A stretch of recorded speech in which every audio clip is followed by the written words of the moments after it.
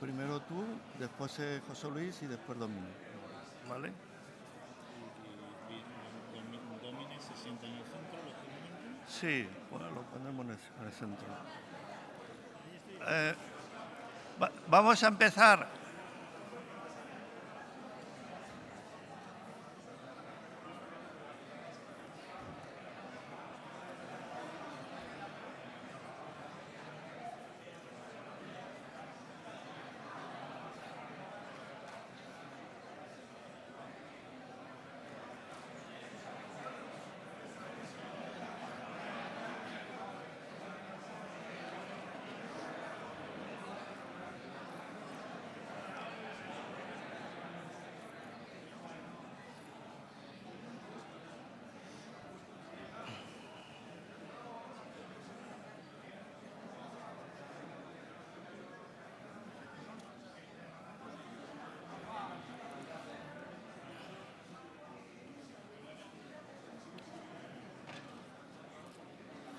José Luis.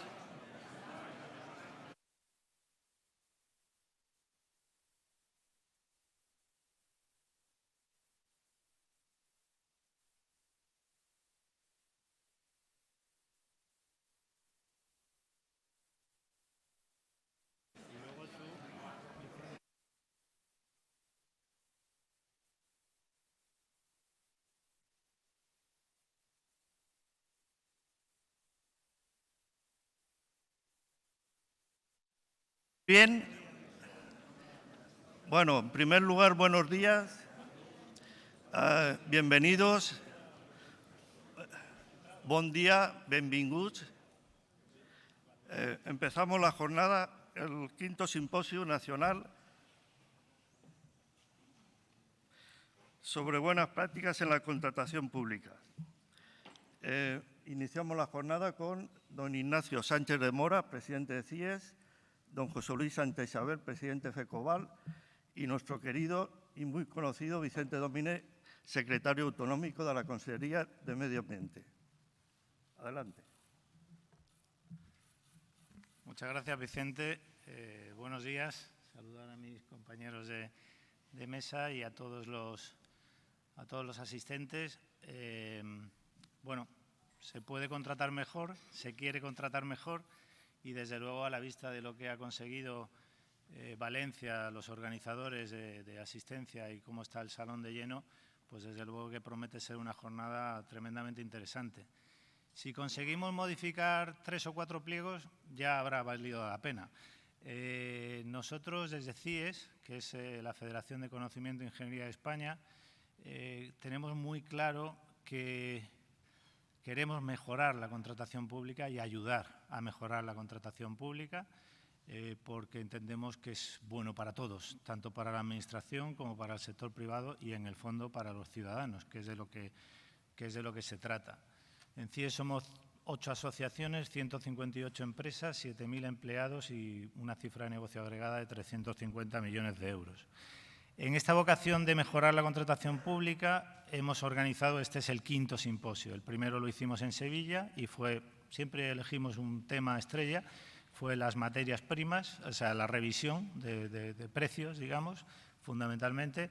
En el segundo simposio estuvo dedicado a los encargos a medios propios y se hizo en Málaga. El tercero lo hicimos sobre fórmulas de colaboración público-privada y se hizo en Madrid, en la sede de Correos, con CNC. Bueno, en todo momento no he comentado que siempre hemos ido de la mano de los constructores en todos estos simposios.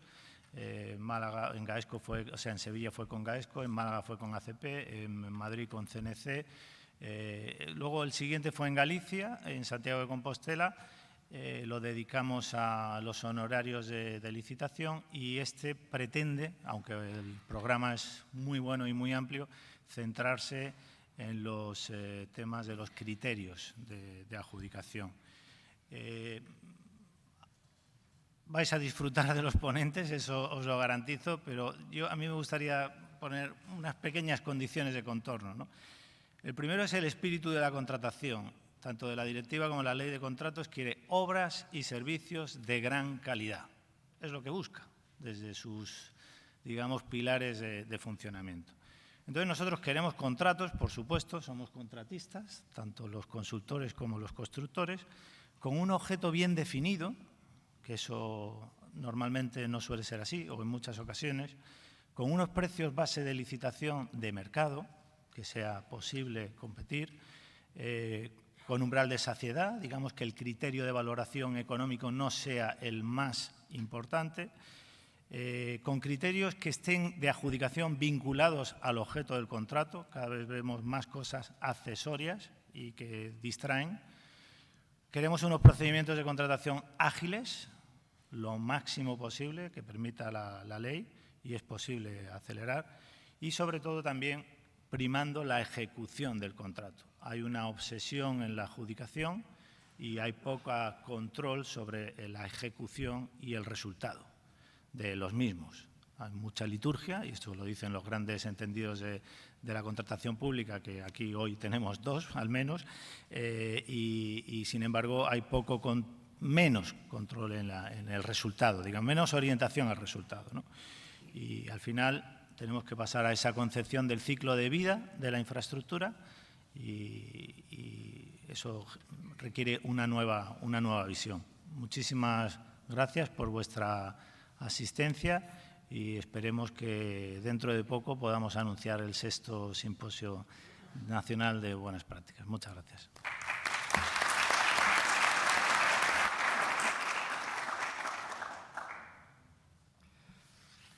Bueno, buenos días a todos.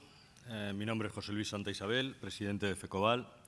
Ante todo, muchísimas gracias a las organizaciones CIES, al Colegio de Ingenieros de Caminos, Canales y Puertos, al Colegio de Ingenieros Agrónomos, a Global Omnium, que son copatrocinadores, y a todos los colaboradores, SDP Studio, Bertolín, las cátedras de Robert, Bexa, Torres Cámara y CHM, a Laura Pavasal, empresas colaboradoras, a Cleop, a CPS, a Cuatrecases, a Bielka y las asociaciones como Avinco, que han permitido el desarrollo de este simposium.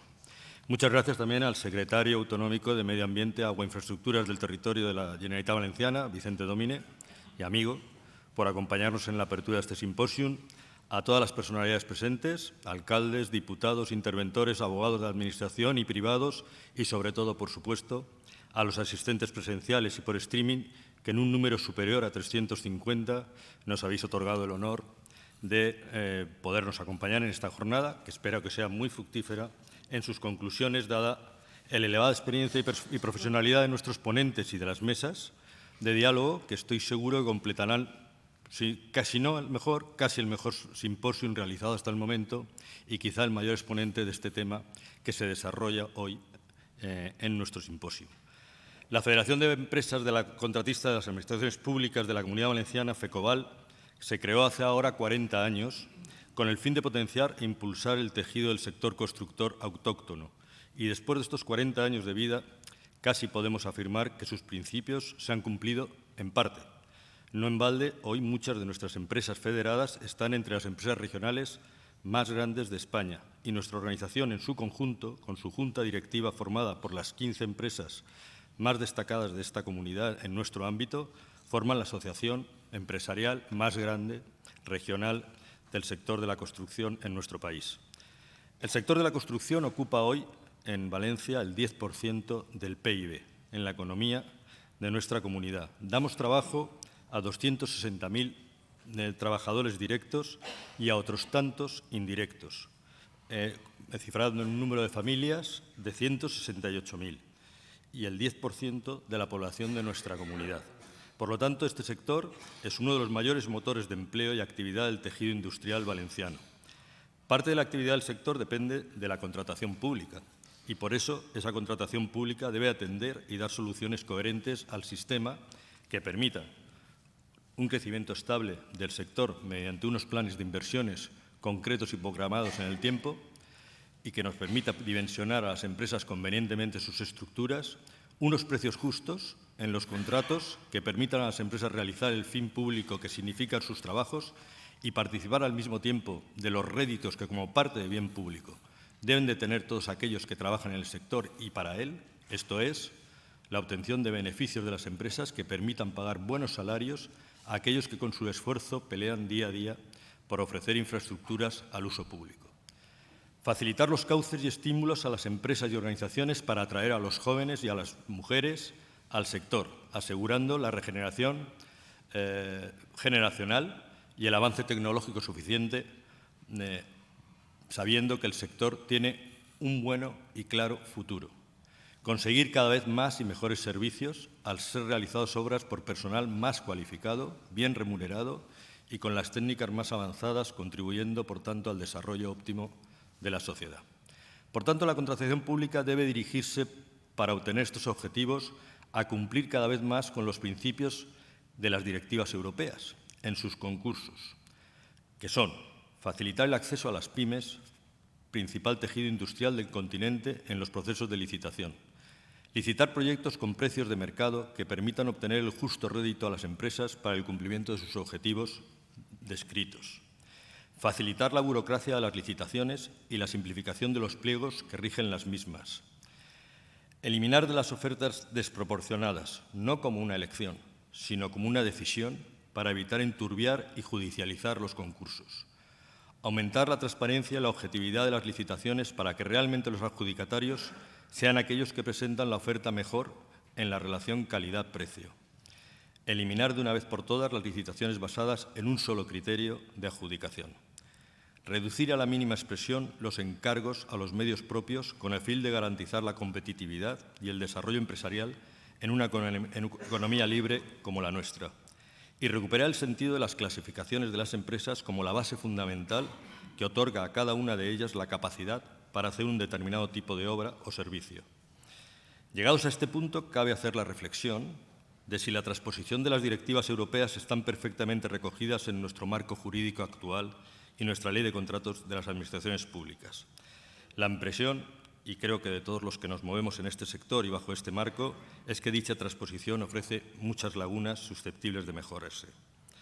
Además, en los últimos años hemos asistido a un, yo llamaría, desorden y desmadre jurídico, un exceso de legislación paralela, cruces de leyes que muchas veces se contradicen, multitud de normas que se salen del marco jurídico de la ley de contratos, que deberían ser la que recogiera todos los aspectos de la contratación, una dificultad que cada vez es mayor para el cumplimiento de los pliegos, dificultando el acceso de las pymes y la justa competencia de las empresas, la exigencia de condiciones, además, no vinculadas a los objetos de los contratos, etc.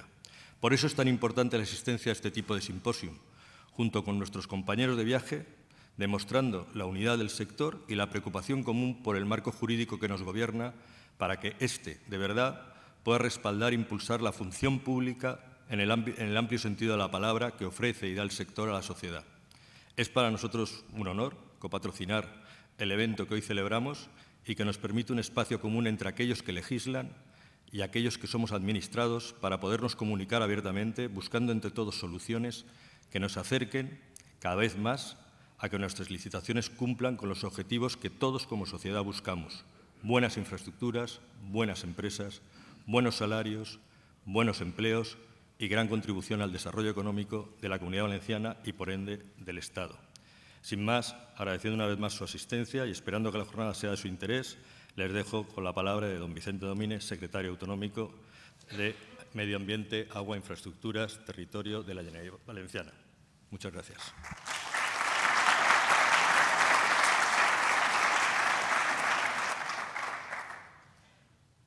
Pues muchas gracias, querido José Luis, y muchísimas gracias a vosotros por haber elegido a esta universidad, la primera de España, para celebrar este simposio. Estamos verdaderamente agradecidos porque la función pública que estamos desarrollando en materia de infraestructuras, en materia de territorio y en muchas otras materias sería imprescindible si no mejorásemos constantemente el marco de interrelación entre el interés público, representado por las administraciones, y la capacidad realmente productiva e innovadora, la capacidad de que los ciudadanos al final puedan disfrutar de todas estas obras, servicios que estamos planteando desde las administraciones públicas. Este marco yo creo que es esencial para que las cosas funcionen bien. Y como es evidente, quiero también agradecer muy especialmente tanto a FECOVAL como a INCO su vinculación a esta simposium, porque ellos representan desde hace muchísimo tiempo, desde prácticamente que tuvimos el Estado de las Autonomías en la Comunidad Valenciana, toda esa fuerza de la ingeniería local, de las empresas locales, para haber sabido comprender perfectamente este escalón que representa la utilización de las soluciones generales, universales, técnicamente excelentes, con las realidades locales. Ese esfuerzo que las dos asociaciones habéis hecho desde tantísimos años y vosotros personalmente, que también sois, tengo que decir, también muy veteranos en el sector, pues yo creo que hay que agradecerlo desde las administraciones públicas, porque sin ello el salto tremendamente positivo que han dado nuestras ciudades, nuestros territorios, desde que hemos tenido un nuevo marco constitucional, desde que hemos tenido un nuevo marco de administración local y un nuevo marco en donde las comunidades autónomas hemos podido hacer algo específicamente por nuestros territorios, sin vuestra contribución pues hubiera sido imposible. A partir de ahí, pues yo también tengo que decir que estoy seguro que el éxito en la convocatoria, cuantitativa y cualitativamente, aquí tenemos la sala presente, tenemos mucha gente que está viéndonos en streaming, pues el éxito se debe fundamentalmente a una razón. Yo estoy seguro que cada uno de los que estáis en esta sala, en un momento determinado habéis maldecido la legislación de contratos de las administraciones públicas. Y lo habéis maldecido, ya seáis miembros de los equipos de alguna administración, responsables políticos, de empresas constructoras, de empresas consultoras o de los órganos jurisdiccionales que tienen que dirimir las controversias que surgen al respecto. No sé si lo habéis hecho, yo tengo que decir que como llevo 35 años en estas historias, pues he maldecido muchas veces al marco de contratación que tenemos en España. Y como esto lo hemos hecho todos, pues es el momento de tener algo de arrepentimiento, lo siento. Porque os tengo que decir que esto que nos ha desesperado tantas veces es probablemente el marco más sólido y eficiente que tengamos en el mundo de relación público-privada.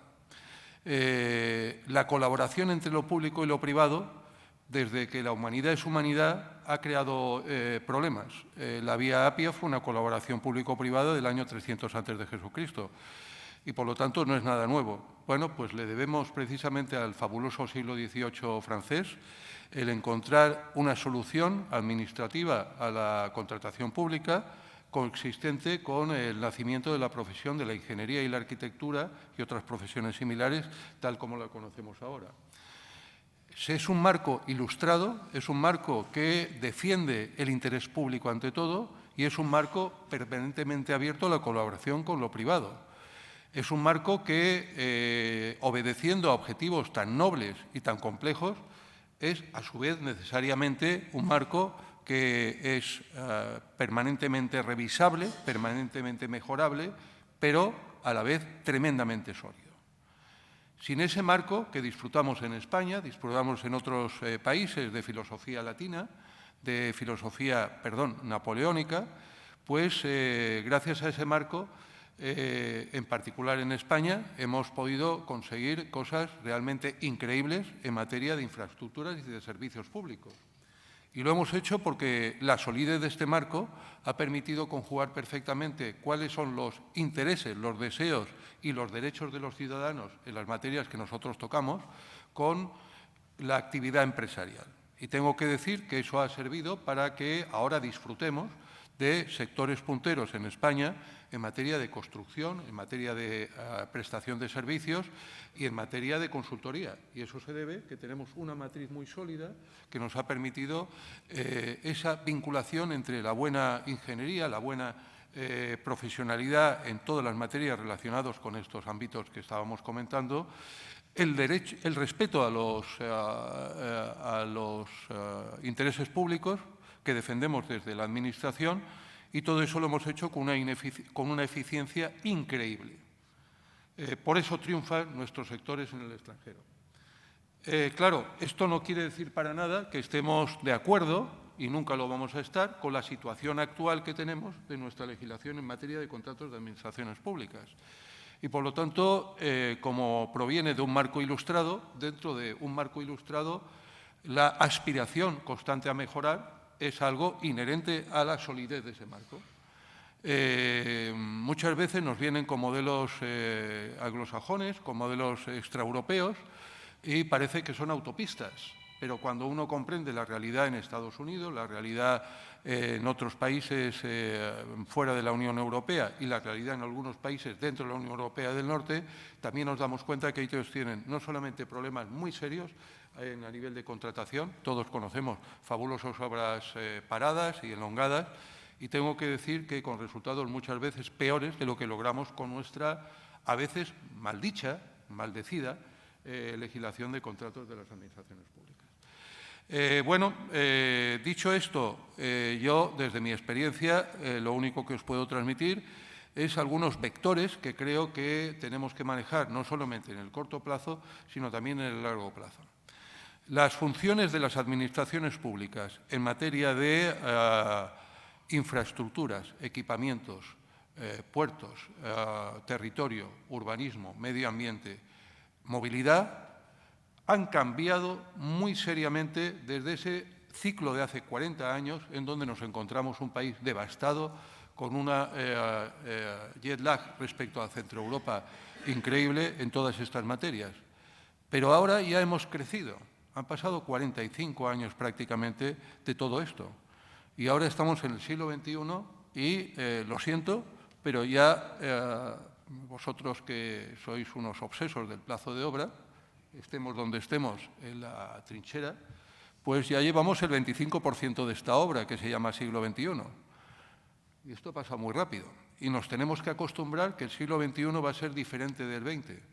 Y particularmente en países como afortunadamente España y la Comunidad Valenciana, que estamos en un estadio completamente diferente del que estábamos hace 50 o 45 años. Ahora las administraciones públicas en estas materias nos estamos convirtiendo fundamentalmente en unos proveedores de servicio público.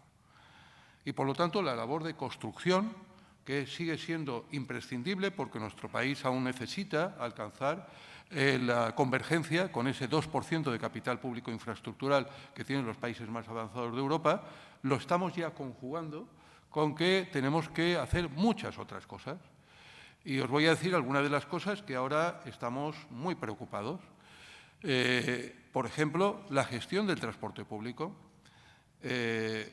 Yo sé que vuestra primera fe debe de ser sagrada, pero yo os animaría a que fuerais incluyendo algún apellido más, porque ojalá esto tuvieran otros marcos de estudio y de potenciación, otro tipo de contratación que cada vez va a ser más importante. Bueno, ponía el ejemplo del transporte público. Bueno, todos sabéis que una vez construidas las infraestructuras hay que operarlas. Y todos sabéis que la Unión Europea nos ha dictado un marco a través del Reglamento de Prestación de Servicios de Transporte que prefiere clarísimamente, José Luis, la intervención privada. Y esto seguro que lo sabéis en lo intelectual, pero como muchos de vosotros venís de Madrid, de Barcelona o de Valencia, pues no lo comprendéis, con perdón, porque en estas tres ciudades tenemos un ejemplo inaudito en Europa, que todo el transporte está operado por fundamentalmente empresas públicas. Bueno, pues tengo que decir que nosotros desde la Generalitat Valenciana fueron los primeros que transpusimos la normativa europea, el Reglamento de Servicios de Transportes Públicos, en la Ley 611 de Movilidad de la Comunidad Valenciana, y en estos momentos la prestación del servicio de transporte público lo estamos haciendo a través de procedimientos concursales.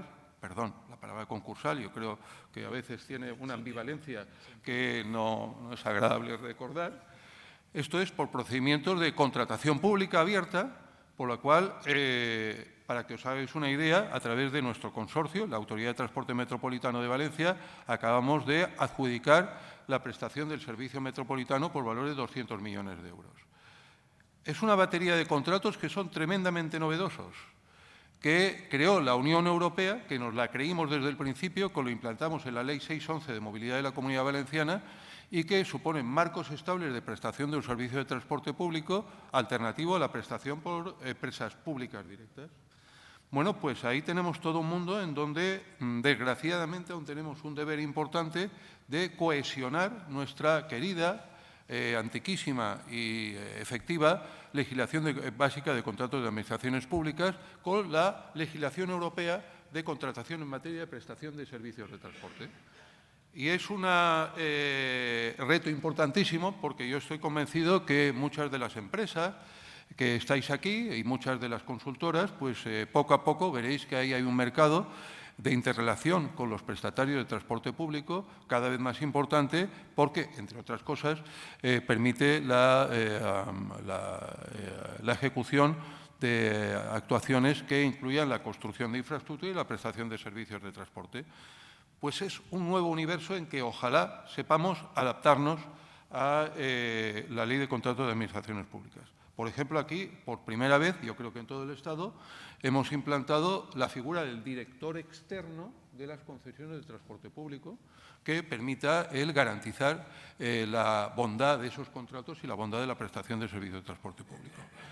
Segundo elemento, que no es ninguna novedad, pero que debemos de generalizar cada vez más, los procedimientos de inspección, importantísimo, mantenimiento, conservación de las infraestructuras públicas. Bueno, pues esto ha tenido unos avances precisamente aquí en la Comunidad Valenciana, en donde tenemos que agradecer a los que crearon en su día el procedimiento de mantenimiento de infraestructuras viarias mediante procedimientos de colaboración público-privada a través de contratas de conservación, un sistema ahora absolutamente extendido en toda España, pero que nació en la Comunidad Valenciana y que ha tenido éxito. Bien, pero hay muchos otros ámbitos de la actividad pública en materia de infraestructuras, en materia de agua, en materia de ferrocarriles, que no están aún tan penetrados de este carácter del mantenimiento externalizado y profesionalizado de las infraestructuras. Y por qué no decir, cualquier otro servicio en materia urbana, pues cada vez están recurriéndose más a procedimientos de externalización. Pese a ello, siguen existiendo aún pues, algunas empresas públicas prestadoras de servicios urbanos, incluso algunas empresas públicas que están realizando tal día como hoy obras en muchos ayuntamientos. Por lo tanto, hay una capacidad muy importante de estos procedimientos de colaboración público-privada. ¿Por qué resalto esto? Porque todos tenemos que tener claro que lo importante es que los ciudadanos tengan servicios, infraestructuras, equipamientos, que tengan derecho a una buena movilidad, por ejemplo, o derecho a un buen entorno ambiental. Pero en ningún sitio de ninguna de las constituciones de la Unión Europea dice que debe de confundir que ese derecho a gozar de esos servicios está relacionado con que se presten a través de una empresa pública. Por lo tanto, la colaboración público-privada forma parte del derecho europeo, de nuestra experiencia, y hay estos nuevos sectores emergentes paralelos a la construcción. Muchas veces, muchas de las empresas se han ya vinculado a ello, pues son muy importantes que se desarrollen también en este sentido. Entre estos sectores emergentes yo destacaría uno muy particularmente, que es la logística, el ferrocarril de mercancías, los terminalistas de ferrocarril de mercancías. Sabéis que aquí estamos construyendo una gran terminal ferroviaria de transporte de mercancías que va a ser de la Generalitat y, por descontado, a través de procedimientos que, una vez más, vamos a recurrir a los expertos para ver cómo hacemos una cosa completamente nueva, que es cómo hacemos un marco de operación de terminal que sea verdaderamente efectivo, pero, por otra parte, cumpla el interés público y que sea alternativo a la prestación de este servicio de terminalistas ferroviarias que generalmente ha estado ejercido por ahí o por sociedades mixtas creadas por un marco, tengo que decirlo, extra legislación de contratos de administraciones públicas, y a lo mejor Adif al final se tiene que arrepentir de haber elegido estos otros marcos de participación público-privado basados puramente en el derecho societario. Así que yo creo que ahí queda una labor pues muy importante. Estos son marcos estratégicos hasta los que creo que vamos a evolucionar, pero os voy a decir una cifra, una comparación. Por primera vez en el año 24, mi Secretaría Autonómica tiene más gasto de operación que gasto de construcción. No voy a entrar en detalles, pero esto nos da una idea de que casi todos los órganos nos estamos yendo a temas que siguen manteniendo una pata importante de construcción, pero que tienen otros aspectos, que estamos encontrando debilidades que no tenemos en la contratación de obra pública. Aparte de estos elementos estratégicos, pues yo no puedo dejar de comentar 2 o 3 elementos coyunturales, de los que en nuestra praxis cotidiana en contratación de obra pública chocamos de forma muy reiterada. Y estos 2 o 3 elementos yo creo que son de común comprensión en muchas realidades locales, autonómicas o estatales. En primer lugar, pues el marco actual de legislación de contratación pública pues nos pone muchas dificultades a la hora de poder hacer lo que se hace en economía privada constantemente, que es el reconocimiento de la experiencia específica en los 2 sentidos de la experiencia específica en el tipo de actuación que queremos desarrollar y experiencia específica en la inserción territorial de esa actuación que queremos desarrollar. Esto, todos los que hemos trabajado en obra pública sabemos que es esencial, que no es lo mismo hacer una obra en Castilla-La Mancha, en Galicia o en la Comunidad Valenciana. Y todo el mundo hemos comprendido, como a la vez que defendemos una internacionalidad, universalidad del conocimiento y de la experiencia, el que la aplicación a la local es muy útil. Se puede producir con empresas grandes, con delegaciones potentes en los territorios y se puede producir por las pymes, pero desde las administraciones decimos que es esencial ese conocimiento del entorno local. Porque las ingenierías en general han vencido siempre, y vuelvo a referirme a la vía Apia, por el profundo conocimiento de lo local. Probablemente la vía Apia no se hubiera hecho si no se hubieran conocido perfectamente las canteras del lugar, si no se hubieran conocido cada uno de los pretores que había por ahí, les gustaba o no les gustaba, y si no se hubiera conocido cuál era el mercado laboral local para poder desarrollar una actuación como esa. 300 antes de Jesucristo, pero estas cosas nos suena, yo creo, que en 2024 exactamente igual. Ese conocimiento local, pues es verdad que tenemos serias imposibilidades para incorporarlo en nuestro proceso de selección de la mejor oferta para que se cumpla el interés público. En segundo lugar, pues estamos cada vez más preocupados por la inserción de políticas transversales en el mundo de la contratación pública. Evidentemente, todos habéis sufrido la incorporación de determinadas cláusulas sociales en que nos lleva no solamente a la imposibilidad de, a veces, hacer procedimientos de licitación y adjudicación razonables, sino a la melancolía de la control de lo licitado, lo ofertado y lo adjudicado, porque hay algunos elementos que se van completamente fuera de la capacidad de las administraciones sustantivas. Espero que en 2030 no hayamos convertido las administraciones sustantivas en proveer todos estos servicios en oficinas que revisan TC1 y que cada vez que visitas a una obra pues tengas primero que comprobar cuál es la composición social, laboral, por edad, por condición, por sexo y por tal de cada uno de los trabajadores. Perdón, no me voy a extender más porque yo creo que todos sabéis lo que ha venido pasando. Primero, al principio fueron alguna broma de tipo ambiental, pero alguno que acaba de licitar, acaba de participar en la licitación de una obra muy importante del puerto de Valencia, pues le ha tocado calcular cuál es la emisión de CO2 de la maquinaria de obra pública. Bueno, felicidades a todos los que habíais presentado ofertas. Y dentro de 5 años me diréis cómo esto se ha podido comprobar por la dirección de obra. Pero es un elemento contractual. En fin, creemos que tenemos que tener un escudo frente a la penetración de políticas transversales que deben de ser siempre transversales, que deben de afectar igual a todos los ciudadanos, a todos los procesos contractuales públicos y privados y que no necesitan la aplicación de especificidades en los marcos contractuales que siempre quedan bien para una noticia de prensa, pero que luego a todos, a los que tenemos obligaciones de proveer servicios y equipamientos públicos y a las empresas constructoras y las empresas proyectistas y consultoras, pues nos traen un poco locos. Y luego, por último, decir que todo esto se ha de abrir cada vez más a también algo que ahora es fundamental, el saber cohesionar la capacidad de las empresas prestatarias de estos servicios con los deseos de la Administración. Y esto voy a cerrar aquí. Algunos me conocéis, a veces me excedo en el tiempo, pero creo que son cosas que nos permite transmitir lo que pensamos desde la Administración. Nuestra Administración predispone que, a diferencia de cualquier servicio privado, nosotros somos capaces de fijar exactamente el día que empieza una obra.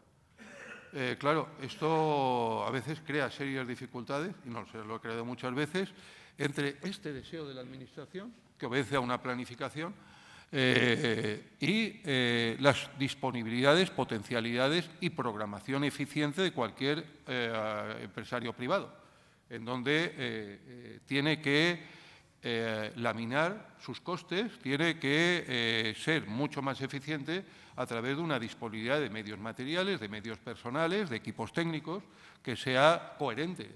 Y, por lo tanto, esto que muchas veces lo estamos lidiando con falsos inicios de obra, con excusas, con actas de replanteo negativas, y que muchas veces hemos colaborado en ello, a sabiendas, pues claro, no tiene un asiento en el marco contractual actual. Y evidentemente, pues muchas veces presentáis ofertas simultáneas con equipos iguales y a veces la bolita de la suerte hace que coincidan esos equipos en varias. Eso tampoco tiene solución en el marco contractual actual. Por descontado, con modificaciones de los equipos presentados, etcétera, pero no deja de ser un problema. Yo creo que este marco de concertación tiene que ser cada vez mejor. Última cosa, esta sí aquí acabo, porque me parece muy importante las relaciones que van más allá del contrato de obra pública o el contrato convencional regulado por la legislación de contratación de obra pública. Los procedimientos público-privados externos a la Ley de Contratos de Administraciones Públicas son siempre un deseo de todas las administraciones y de muchos sectores empresariales. Normalmente, a veces externos a las propias empresas de ingeniería o empresas constructoras, en el sentido tradicional de la palabra. ¿Sabéis por qué es mucho más eficiente la contratación pública? Pues esto es lo último que quería decir. Porque es mucho más barata para el Estado. Cuando tienes un marco tan sólido, lo que pasa es que estamos hablando de financiación pública a tipos de interés muy bajo, estamos hablando de sistemas que no hace falta 3 o 4 cadenas de consultorías intermedias y estamos hablando de un riesgo mínimo en la constructora que tiene una fiabilidad máxima a través del sistema de contratación de obra pública, que permite emitir unas certificaciones y hacer unos compromisos de pago en un momento determinado. Y eso supone mucho dinero para todos, porque nos podemos ir o de 1 dígito a 2 dígitos. Y, por lo tanto, la contratación pública sigue siendo una alternativa muy eficaz a los procedimientos público-privados sofisticados. Perdón, voy a ser muy genérico. Yo creo que a la legislación de contratos de administraciones públicas le queda también hacer un avance para cómo podamos laminar este incremento de coste que siempre resulta para la Administración en términos generales y para el ciudadano el recurso a la contratación a través de procedimientos público-privados. No obstante, nosotros vamos a recurrir a ellos, como otras administraciones, porque creemos que para algunas actuaciones, sobre todo cuando están ligadas a prestación de operación, etcétera, van a ser imprescindibles.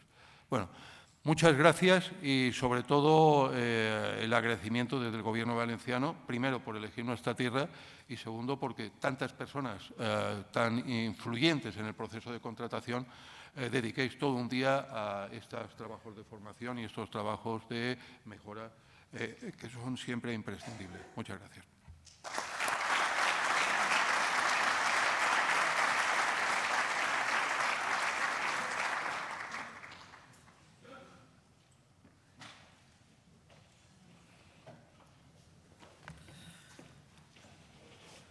Muchas gracias. A continuación, tenemos la ponencia número 1,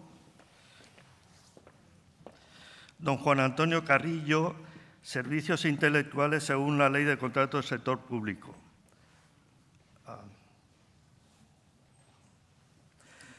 Don Juan Antonio Carrillo es catedrático de Derecho Administrativo y consejero de SDP Estudio Legal. Es una ponencia muy interesante y espero que sirva para ir entrando en calor. Tenemos muchas. Adelante.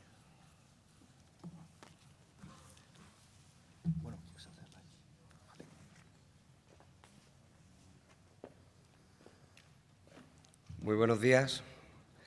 En primer lugar, quiero confesarles que para mí es una satisfacción muy particular y muy especial dirigirme a todos ustedes hoy en el marco de este 5º simposio de buenas prácticas en contratación pública, porque es un proyecto que vine a hacer, en el que hemos estado presentes desde el origen, desde el principio, junto a CIES, y bueno, está cobrando una dimensión, ha cobrado ya una dimensión que creo que es digna de mención. Y en este sentido quiero agradecer especialmente tanto a CIES, en la persona de Ignacio Sánchez de Mora, como también a Vinco, a Vicente, a todos los organizadores que han permitido que este congreso tenga lugar.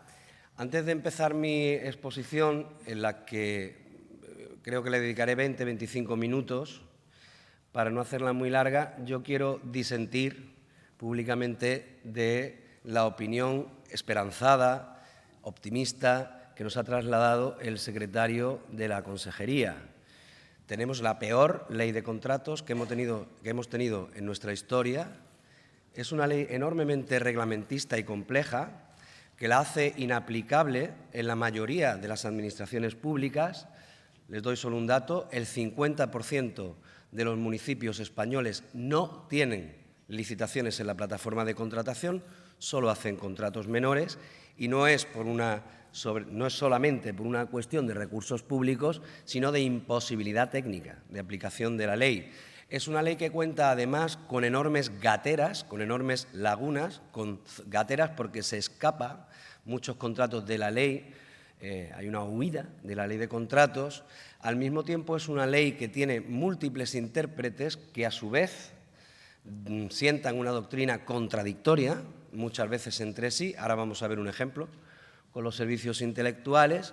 Y es una ley, al cabo, que solamente está centrada y solo se preocupa de la preparación y de la adjudicación del contrato, que no es lo importante. Eso es importante, pero lo importante es que las cosas se hagan, es decir, que los contratos se ejecuten. Y la ley tiene una escasa preocupación por la adecuada ejecución del contrato. Es la ley más ineficiente de toda la legislación de contratos que ha conocido España desde mitad del siglo XIX. Dicho esto, vamos ahora a centrarnos en un pequeño problema de la ley, que es los servicios intelectuales y cuál es su condición. Pero antes le daré algún dato para que no parezca que mis palabras son unas palabras. Les voy a dar algunos datos del Tribunal Europeo de Cuentas o del último informe de la Oficina de Supervisión de la Contratación, para que valoremos a los 6 años si hemos hecho una ley o no eficiente. En España, el 25% de los contratos adjudicados, que no se adjudicaron, el año pasado se quedaron desiertos. El promedio de licitación, no es el caso del sector de la construcción y la ingeniería, pero el promedio de licitación de licitadores en España no llega a 4 por licitación. El periodo medio de duración de un procedimiento abierto supera los 5 meses, es decir, no es una ley eficiente, ¿de acuerdo? Sentado esto, vamos a ver, como les digo, el problema de los servicios intelectuales. Yo soy jurista, soy catedrático de Derecho Administrativo en una universidad, la Universidad de Sevilla, y también soy abogado, consultor de ese despacho que han mencionado antes Vicente, que es SDP, Estudio Legal, y que está presente también en el nacimiento de estos simposios. Por cierto, simposio, que fue un término que elegimos en una conversación que aún recuerdo, Ignacio Sánchez de Mora y yo, quería representar algo muy concreto, y es, porque es el origen del término griego en la antigua Grecia, un conjunto de expertos que tratan en profundidad un problema desde todas sus ópticas y con todos los intereses en juego. Y yo creo que ese es el logro de estos simposios, que está presente el sector, está presente los operadores, está presente la administración pública y nos permite intentar aportar alguna luz a mejores prácticas para contratar mejor. Por eso es simposio de buenas prácticas, que es lo que se pretende, ¿no? Los servicios intelectuales. Una primera aproximación a su regulación legal, pero en la que yo quiero destacar 3 cosas nada más. La directiva no dice lo que dice la ley española. La ley española dice mucho más, tanto la ley de contratos, en su disposición adicional 41ª, como la ley, llamémosla, de sectores excluidos, que es el Real Decreto Ley 3/2020. Porque en la legislación española se dice que todos los servicios de ingeniería, arquitectura y urbanismo tienen la consideración de servicios intelectuales a los efectos previstos en esas leyes. Esto no lo dice ninguna legislación europea. Esto hay que reconocerlo como mérito de sector. Es un mérito del sector, sin duda, que esto lo diga la ley, aunque esto crea un problema enorme de interpretación sobre el concepto de servicios intelectuales, que ahora vamos a ver cómo se ha ido produciendo con distintas batallas o hitos, algunos exitosos, otros no, pero es una guerra que no está todavía finalizada. Es una guerra que a día de hoy está colocada en el Tribunal Supremo y en la Audiencia Nacional, que han de pronunciarse próximamente sobre la cuestión para asentar por fin un único criterio, que vamos a ver no existe o no ha existido hasta la fecha. Esos que tienen la consideración de servicios intelectuales, de los que las directivas solo dicen que no pueden ser objeto de adjudicación mediante subasta electrónica, es lo único que dicen. En España, además de tener esa consideración, hay una regulación específica de cómo han de adjudicarse, de forma que no pueden adjudicarse a precio. Han de adjudicarse teniendo en cuenta criterios de calidad que encima o que además se cuantifican en un porcentaje de la puntuación, mínimo, de la valoración, que es al menos el 51%, como ustedes saben,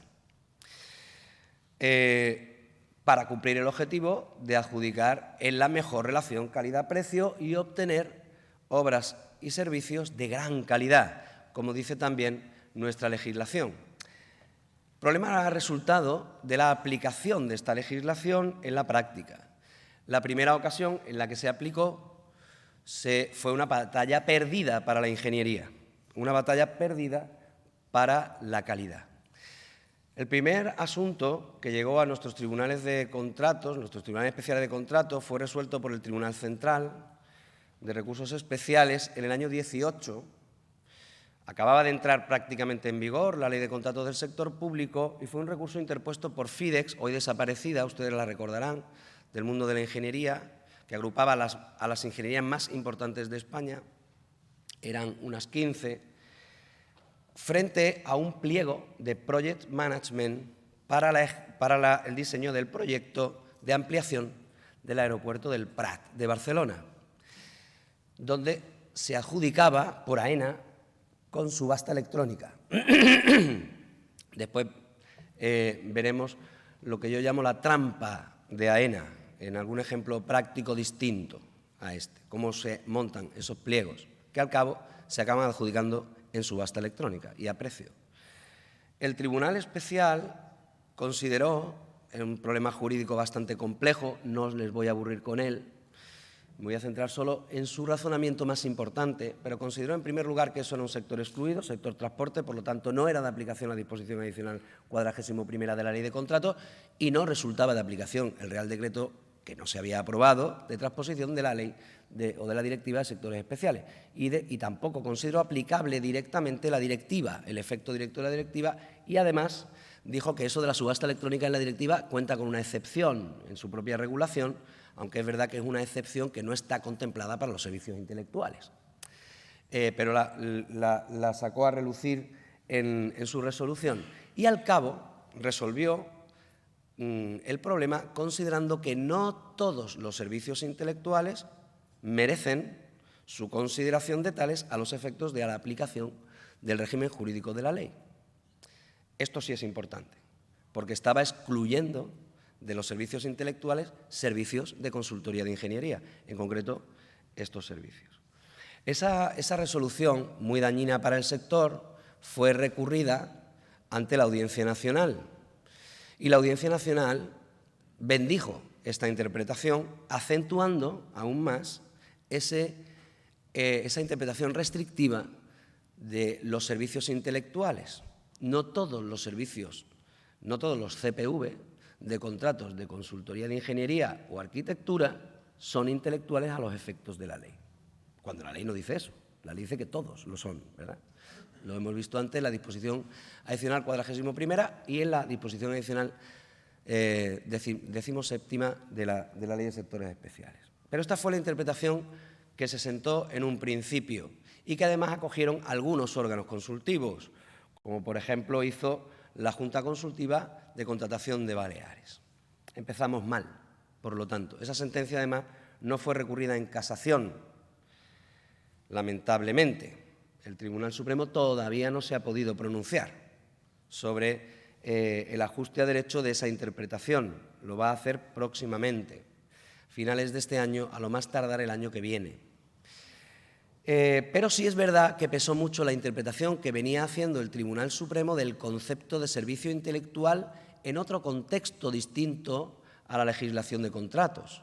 Y además lo hacía no solo ya la Sala Tercera, que es la que conoce de los conflictos con la Administración, sino la Sala Primera, que es la que conoce de los conflictos privados, en la aplicación de la Ley de Propiedad Intelectual, donde se utiliza un concepto muy restringido, el texto refundido de la Ley de Propiedad Intelectual muy restringido de lo que es un servicio o una prestación de carácter intelectual.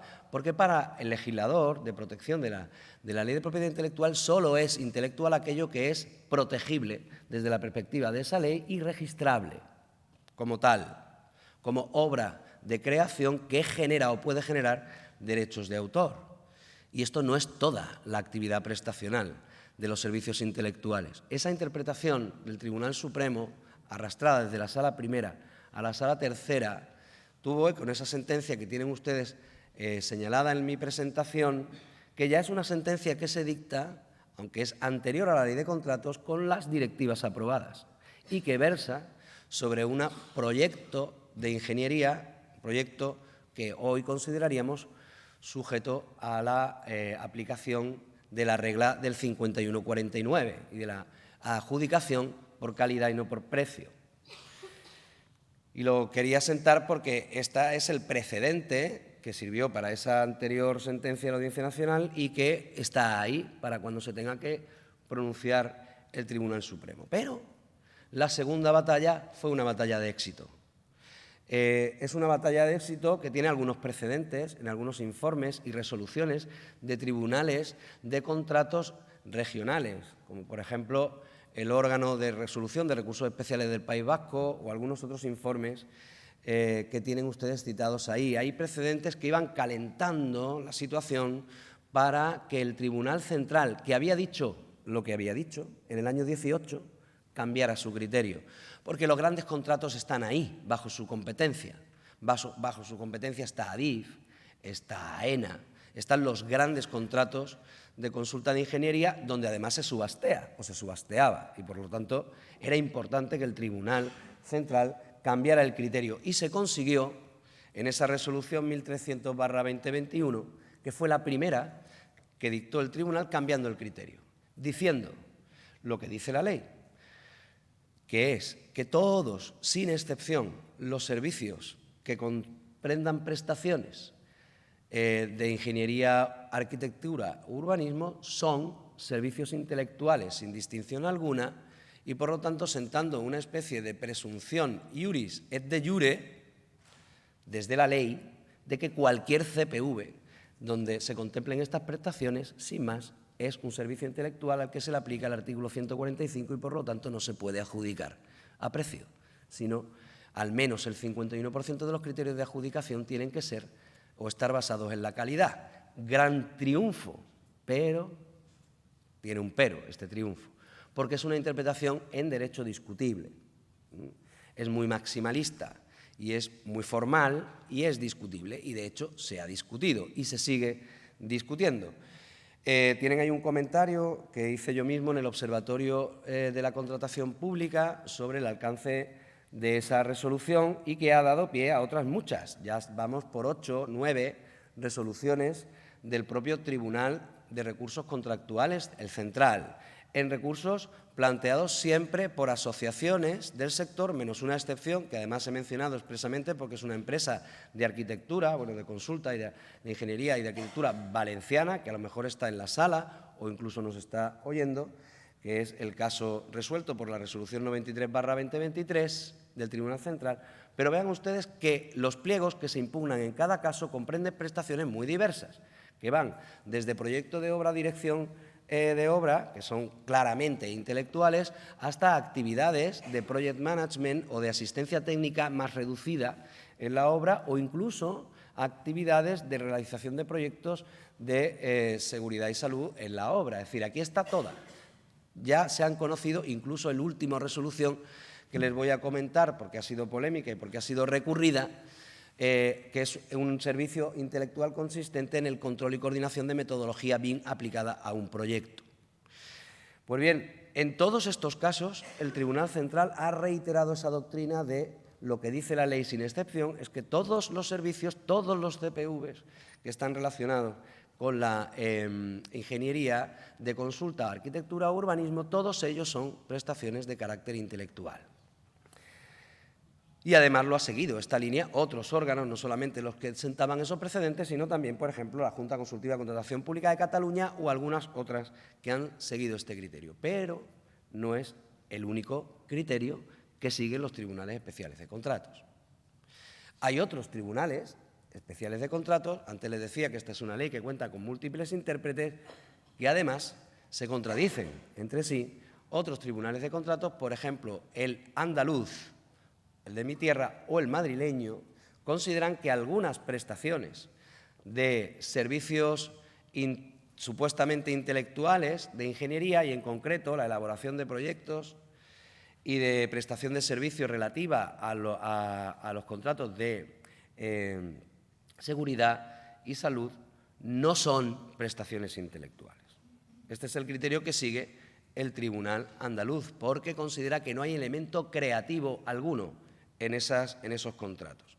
Es también importante señalar que tampoco está del todo de acuerdo todos los tribunales en esta interpretación, porque, por ejemplo, Madrid, que sostenía este mismo criterio, acaba de cambiarlo ante un recurso interpuesto por Tecniberia, que se ha resuelto por esa, que además el abogado actuante en este caso está presente en la sala, mi compañero Jesús Tarancón, y hablará seguidamente en otro momento en la mesa redonda, pero es una victoria por cuanto aquí se trataba de un contrato, de un proyecto de seguridad y salud, en concreto del canal de Isabel II.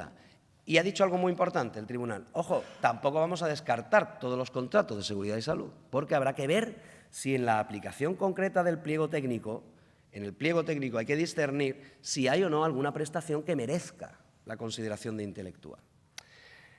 Así que no estamos en una zona de confort ni de éxito, sino en una zona de duda. Y yo les quiero decir, ya voy finalizando, pero les quiero decir en qué círculos nos movemos, o en qué círculos hay más o menos dudas. Hay un primer círculo más pequeño, más restrictivo, donde no hay duda alguna, y es que una prestación de carácter intelectual del mundo de la ingeniería o de la arquitectura, que sea a su vez una obra de creación del espíritu, como las define el texto refundido de la Ley de Propiedad Intelectual, susceptible de protección desde esa legislación de propiedad intelectual, es sin duda un servicio de carácter intelectual. Un proyecto de una obra emblemática es una obra de carácter intelectual. Ahí no hay duda. Hay un segundo círculo donde hay más dudas, y esos círculos están muy bien expresados en esa disposición adicional de la Ley de Contratos de Aragón.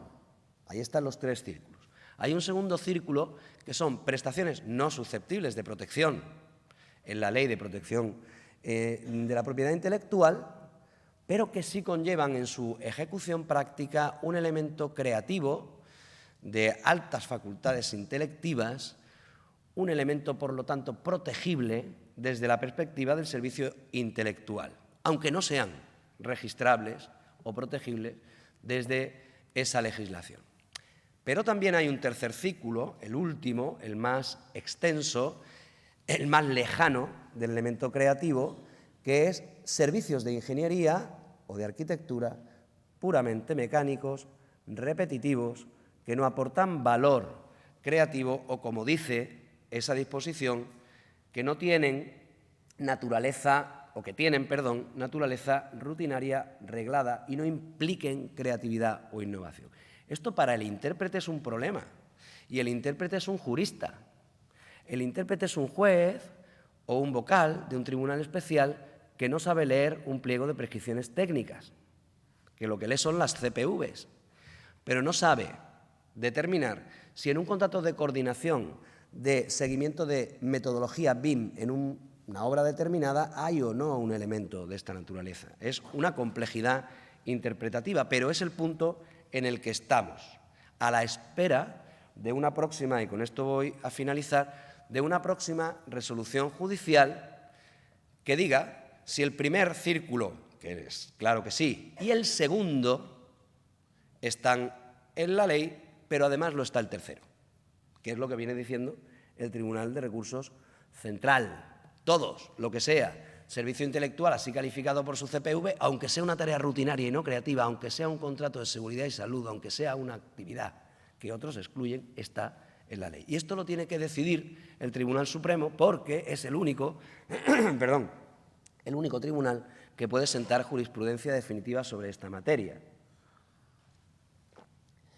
En esta diapositiva tienen ustedes la mención de algunos autos de admisión de recursos de casación que han planteado justo esta cuestión.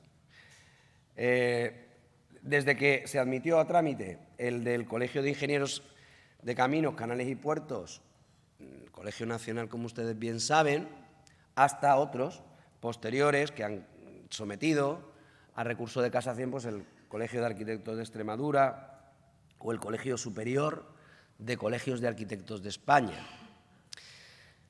Ya se pronunciará el Supremo. Suele tardar desde que dicta el auto de admisión a esta sentencia entre el año, en torno al año.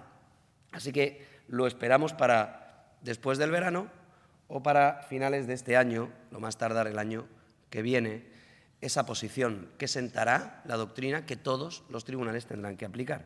Y entre tanto, se va a pronunciar de nuevo la Audiencia Nacional frente a un asunto, y con este caso termino, relativo a AENA, y es lo que yo llamo la trampa de AENA en sus licitaciones. AENA licita, como ustedes saben, con sujeción, con sujeción a la Ley de Sectores Excluidos, sector transporte, donde no se admite la subasta electrónica. Lo que hace AENA es dos fases en sus licitaciones de los contratos de consultoría de ingeniería y de arquitectura.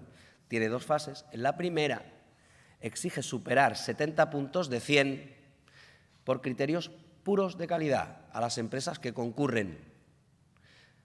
No hay criterios de precio, son criterios ligados a la metodología, a la memoria, al equipo, puro de calidad.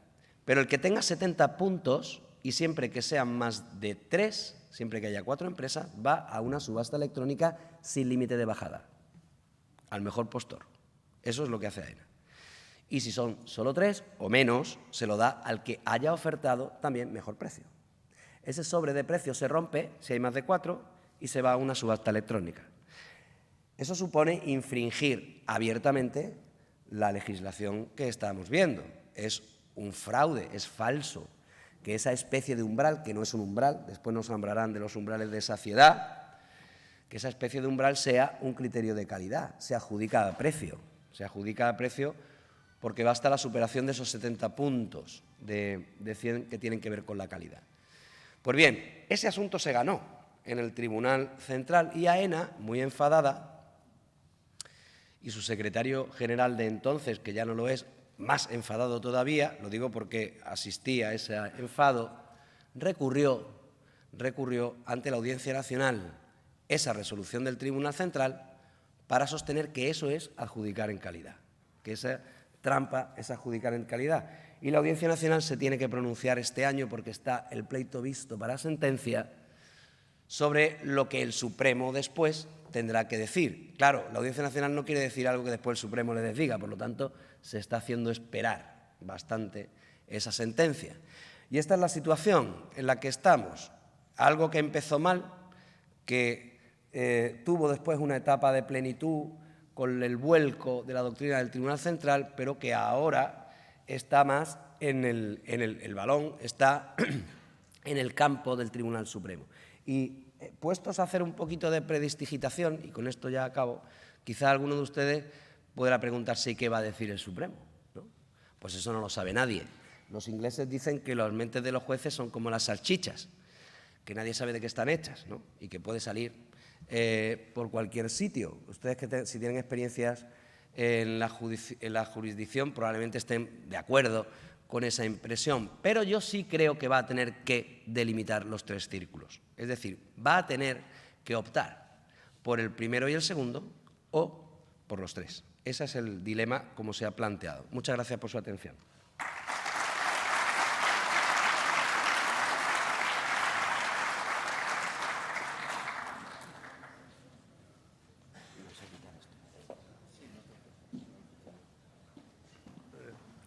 Muchas gracias, Juan Antonio. Era una ponencia muy buena, ya os lo había comunicado. Pasamos a la siguiente, quedan todavía muchas y muy interesantes. Ponencia número 2, nuevas acciones estratégicas en proyectos y obras. Don Fernando Pedrazo, subdirector general de proyectos y obras de carreteras del Ministerio de Transporte y Movilidad Sostenible. Pone un nombre muy largo, muy deseado.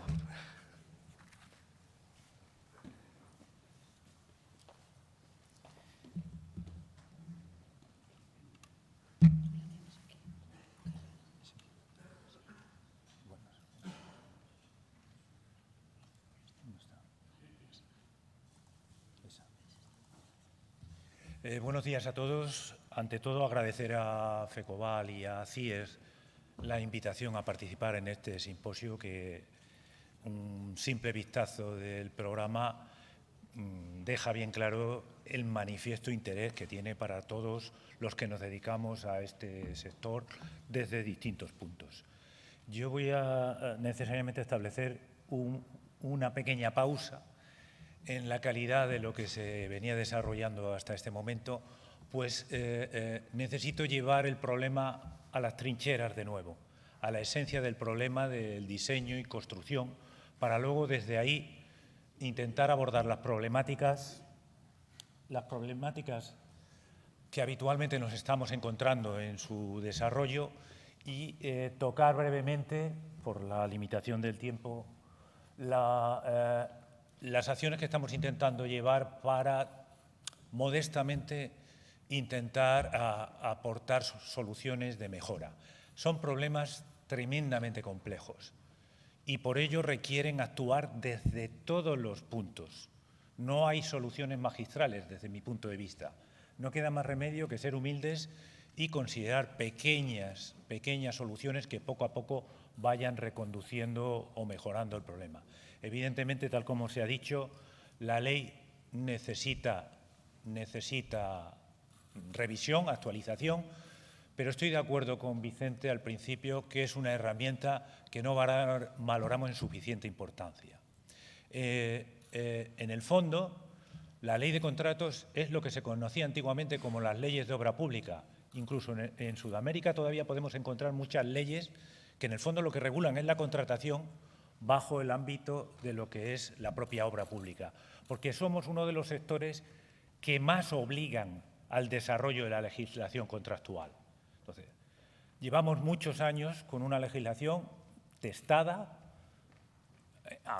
en los problemas fundamentales, pero es cierto que el mundo cambia y necesitamos mejorar la herramienta.